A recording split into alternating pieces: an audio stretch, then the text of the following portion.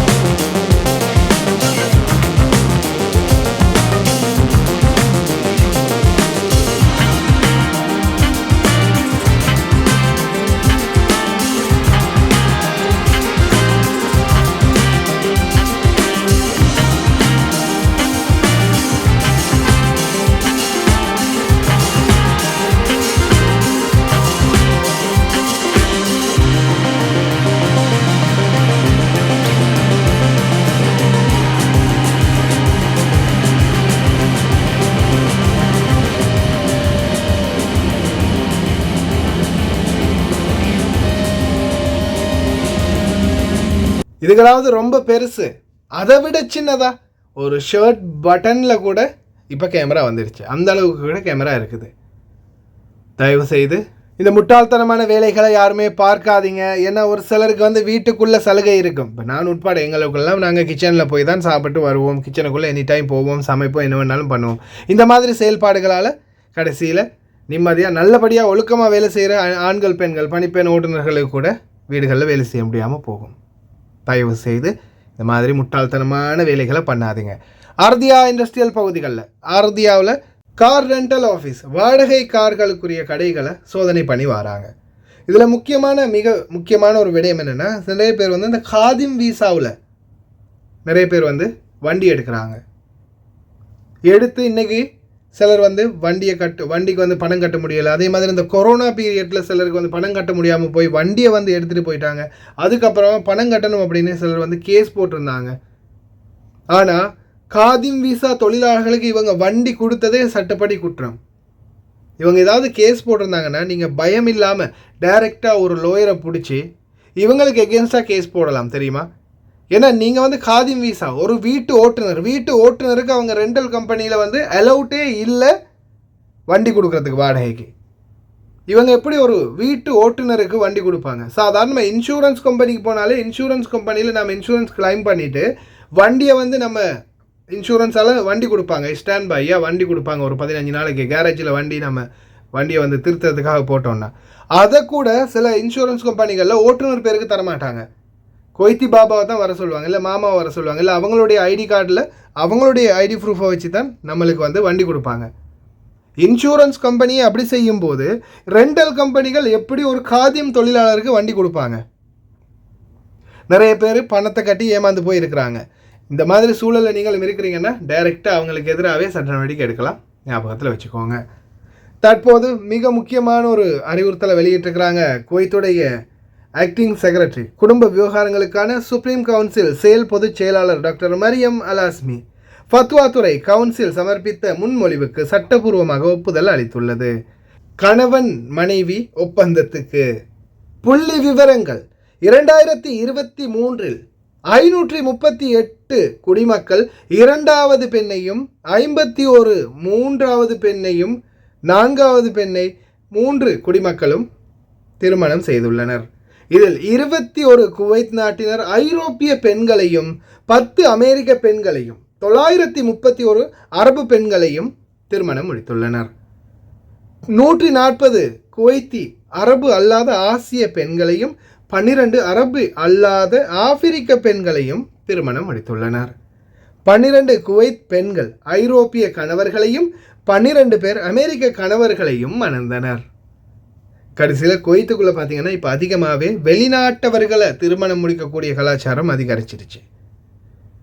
இதில் ஒரு சிலர் வந்து பார்த்திங்கன்னா இது வந்து 2023க்கான புள்ளி விவரம். இப்போ 2024 இப்போ ரீசெண்டாக பல திருமணங்கள் வந்து வெளிநாட்டவர்களோடு தான் நடந்திருக்குது. அதுவும் மதம் மாற்று திருமணங்கள், இஸ்லாமியர் அல்லாதவர்கள். ஏன்னா நிறைய பேர் வந்து இந்த கத்தோலிக்கர்களையும் இன்னொரு சில ஜோஸ் அவங்களையும் வந்து திருமணம் முடிச்சிருந்தாங்க. இப்போ ரீசெண்டாக கூட பார்த்துருப்பீங்க, ஒரு அமெரிக்கர் தொழிலதிபர் ஒருவர் ஒரு குவைத்தி பெண்மணி திருமணம் முடிச்சிருந்தாங்க.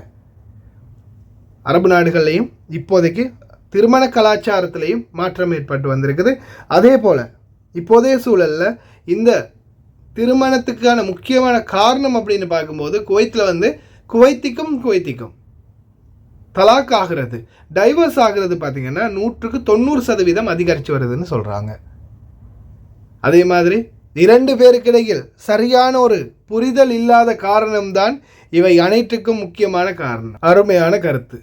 في بعض الحركات لا تسويها، حاول كثر ما تقدر تبتعد عنها، لأنك إذا سويتها هذا يدل أنك إنسان سيء وتحمل في داخلك شخص عديم الكرامة. أول نقطة، إذا دقيت على رجال، على شخص وما رد عليك، ودقيت وما رد عليك، لا تدق عليه من رقم ثاني عشان تقول له ليش رديت على الرقم هذا وما رديت على رقمي. خل عندك كرامة. النقطة الثانية، لا تفتح سبيكر وانت في مجتمع. إذا دقيت على رجال، إذا دقيت قول له فلان ترى أنا فاتح سبيكر. لا تحاول تفتح سبيكر وتسمعهم رد على شغلة معينة.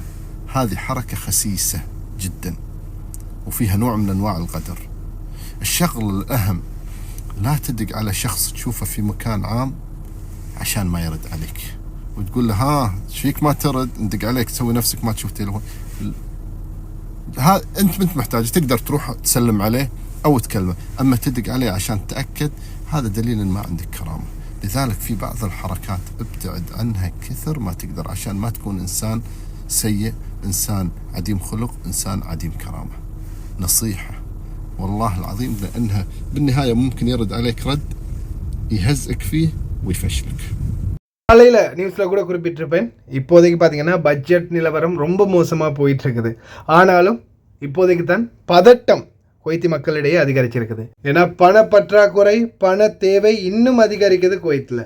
சம்பளம் கூடுமா குறையுமா தெரியல. اللي قاعد اشوفه شيء مو طبيعي، شيء يثلج الصدر، شيء يعني قاعد اقول هذا واقع ولا مو واقع، شنو قاعد يصير؟ اجتمعت مع وزارة الإعلام، اجتمعت مع وزارة الصحة الأسبوع اللي طاف، الكهرباء، الأشغال. يا جماعة الشهرين اللي جايين راح تشوفون أشياء في بعضها ما صارت بالعالم صراحة. في ابلكيشنات، في أشياء، في يعني أنا مصدوم من كل اجتماع قاعد أدشه. راح يصير تطوير عجيب، يعني خلاص ما راح تقولون إيش معنى الدولة الخليجية عندهم إحنا ما عندنا وإيش معنى. لا هذا الزمن انتهى. قاعد أشوف في شيء يعني خلاص الكويت هي عروس الخليج، بس صدق راح ترجع مو عروس الخليج إلا ما أدري. فبس حبيت أعطيكم التفاؤل، وراح يبين خلال بأقل من شهر راح تشوفون، لأني أنا قاعد يعني أنا معاهم بالاجتماعات وقاعد أشوف وشون راح نوصل هذه الأشياء عن طريق السوشيال ميديا بطريقة إيجابية. يعني சாலைகள் மற்றும் தரைவழி போக்குவரத்துக்கான பொது ஆணையகம் பொது போக்குவரத்து திணைக்களத்தின் ஒத்துழைப்புடன் மன்சூரியா பகுதியின் முடிவில் கைரோ தெருவில் இருந்து 2வது ரிங் ரோட்டுக்கான நுழைவாயிலை 24 மணி நேரத்துக்கு தற்காலிகமாக மூட அறிவிக்கின்றது. வெள்ளிக்கிழமை ஜூலை 26ஆம் தேதியிலிருந்து சனிக்கிழமை விடியற்காலை வரைக்கும் 24 மணி நேரம் இந்த 2வது ரிங் கைரோ மன்சூரியா 2வது ரிங் ரோடு மூடியிருக்கும். அடுத்ததா ஜாபர் அல் அஹ்மத் பகுதிகளுக்கு வரப்போகிறது சிட்ரா. ஜாபர் அல் அஹ்மத் நகரில் தொழில்நுட்ப நகரத்தை நிறுவுவதற்கான முதல் கட்டங்கள் தொடங்குவதாக தொலைத்தொடர்பு ஆணையம் அறிவித்தது.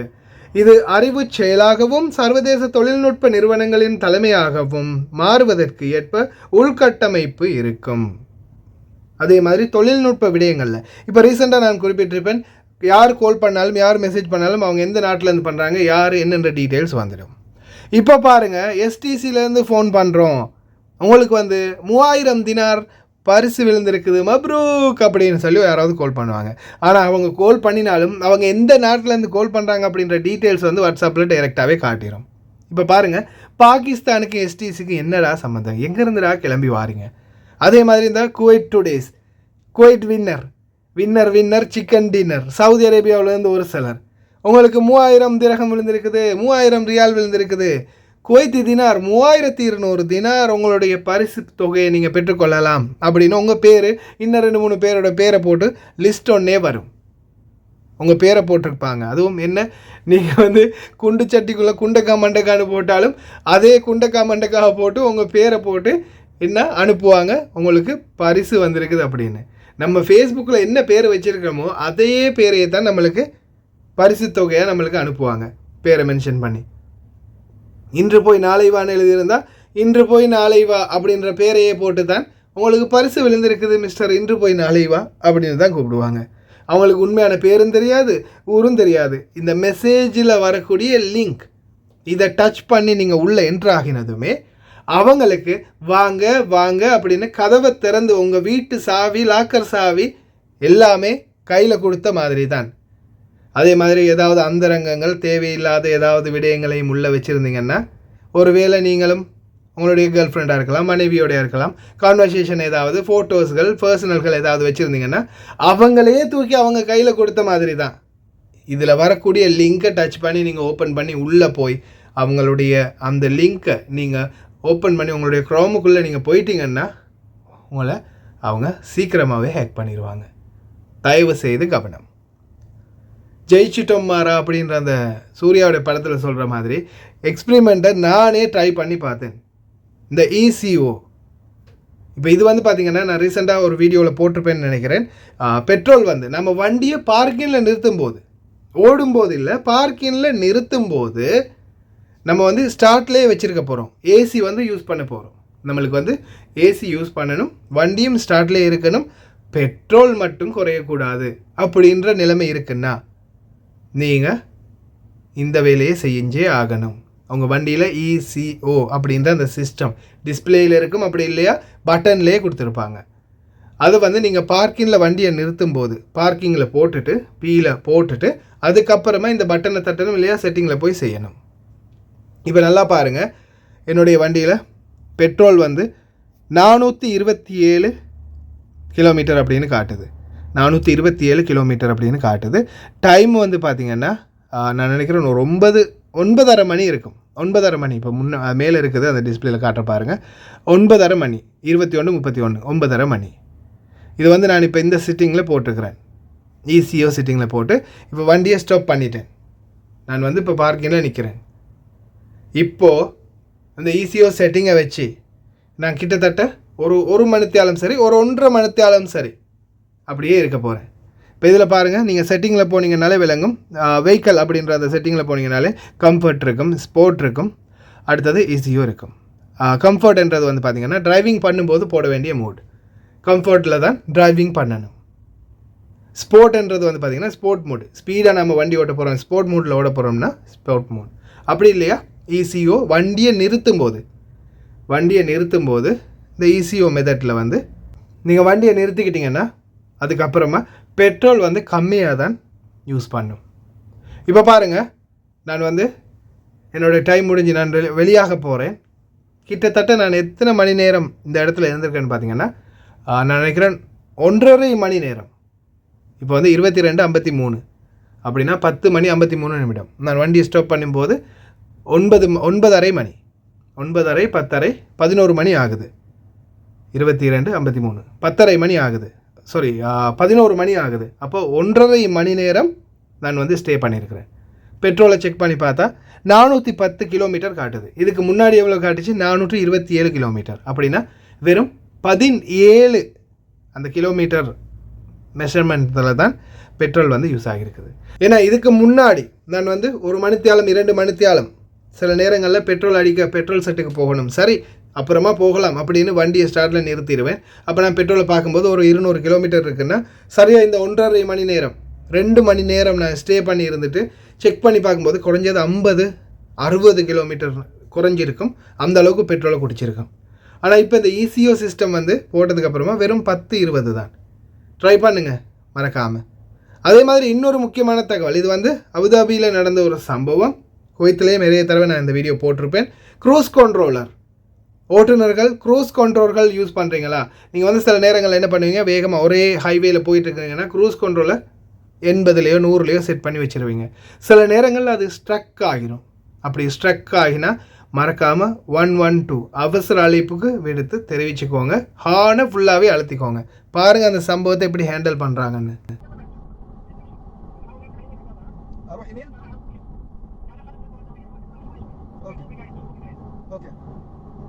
ما بيطلع لي ارباك او شيء؟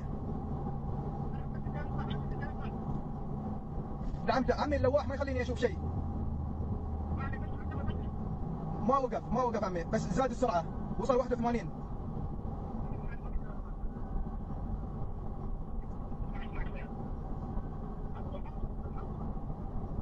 ايوه اوكي بالطريق اوكي،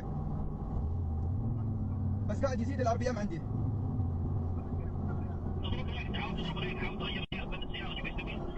لا بس بدأ يخف عندي الحين لين 65 وصلت 60.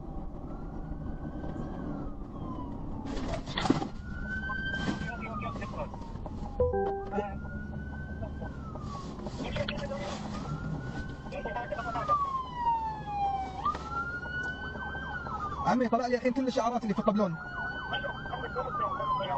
أبندها؟